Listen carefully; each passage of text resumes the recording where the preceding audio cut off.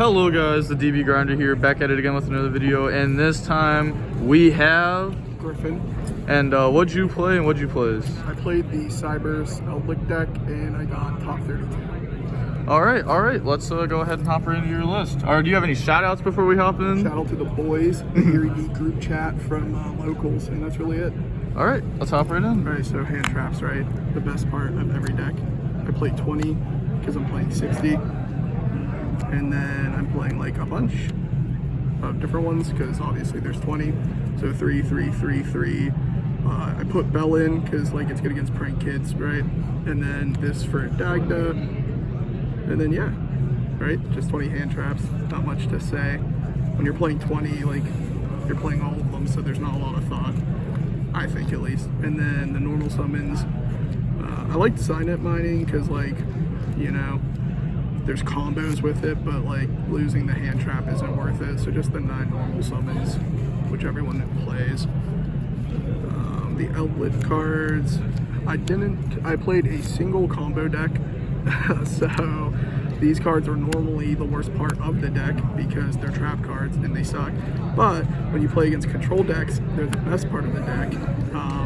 Just the 1 DD Crow because it's like awful, and then 1 Golden Lord because it's also really bad. Curse Eldland's like the only card you want to draw, and then this one's like really bad because it's bad with souls and it's like bad with DPE. So like really it's just like Curse Eldland, or like sometimes a Conquistador is okay to draw. And then obviously this stuff.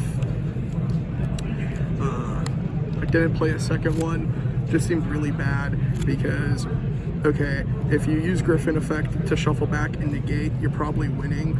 And then the only time you would want a second one is if you're trying to get back to the Griffin, but by then you've already negated, right? So like you're in a good position.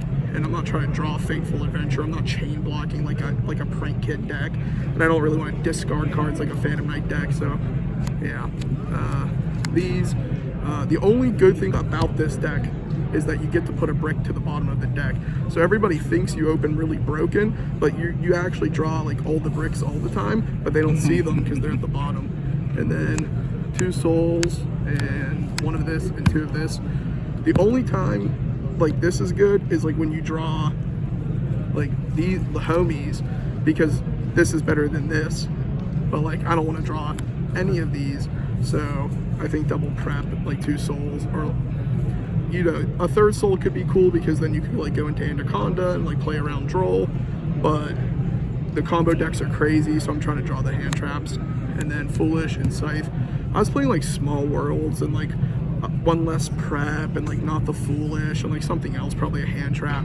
But again, it wasn't worth like losing the hand trap because your deck's super fair. This card's crazy. And this card's okay, it's just another Water Enchantress. Like there's like cool plays with Golden Lord or Dotscaper, but like those plays are not good at all. So they never come up. And then there's a bunch of 1-ofs. There's Dagda, obviously for Scythe, Disciple for your normal summon, DPE, this so that you can go into Anaconda, mainly for Nib, but like sometimes the Brave token needs to have an effect. This for like turn 3, so like your normal summons can be like a 1-card Dark Charmer. This like never negates like an imperm or anything, so like that's never happening. Phoenix, yeah, why not? And the 2 Charmers, these are like the coolest part of the deck. Other than that, the deck's really boring. Access Code and Celine. I never summoned this. I just like made this with the Charmers a lot, but you know, this came up a lot at locals, so it's probably good. And then the 2 Anaconda, so like you can try to beat Nib. Nib's still like insane more often than not because you have to open like souls or like a Foolish, and that's really like it, but it's still worth it. What typically happens is they always have like 5 hand traps, so like the first one gets negated, and then on turn 3 you might have 2,000 life points left, and then you can make the other one, and then the 2 devotees, so you can like trigger the Dagda for your normal summons. The extra deck really can't be changed that much. Like the only flex spot really is like the Needle Fiber maybe, and like maybe the Phoenix, but for the side deck, more hand traps. This card's crazy, weird. Again, you draw a driver, but it goes to the bottom, so it's like pretty cool. 1 more hand trap. I was just like terrified of the Flunder deck and that was one of my losses in Swiss.